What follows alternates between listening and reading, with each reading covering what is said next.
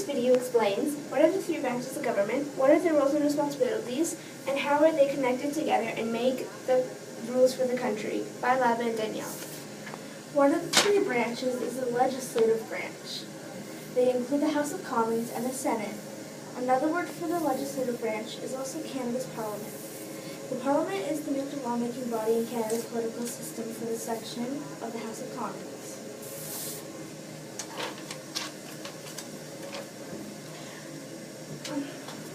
The second branch out of the three is the judicial branch, which includes the Supreme Court, Provincial Territorial Court, and Canada's Court of Laws. The Supreme Court is the highest court in all of Canada.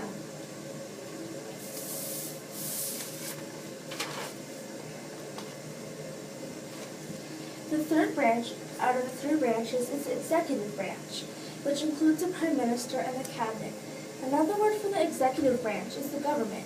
The Prime Minister is the head of the government and holds the most power out of all of the colleagues. The government is the highest court in all federal courts. But did you know that there are different kinds of police in Canada only? Their roles and responsibilities.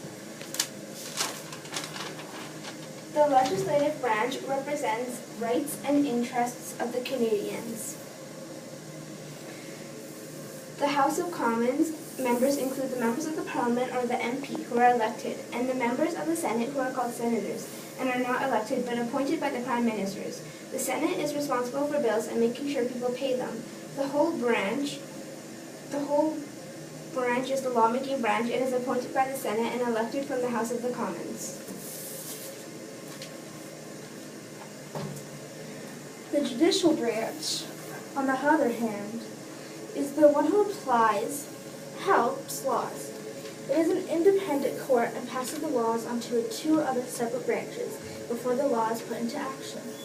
The Supreme Court has the final words on the rules for making the laws.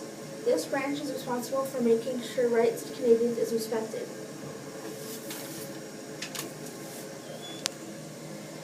The last branch is the executive branch, proposes laws and puts them into action. This branch runs day-to-day government business. The one law they always run is that everyone is innocent until proven guilty. The Prime Minister is recognized by the law and appointed by the General with the help of the Prime Ministers. All of the Cabinet members must be or become the Queen's Private for the Council of Canada. The Cabinet members are as well as appointed by the General.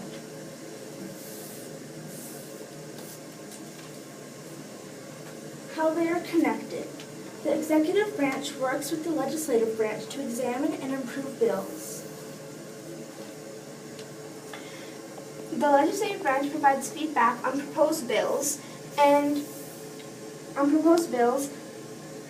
also revisions to other branches. The judicial branch works with the government to make sure the rule of the law is followed.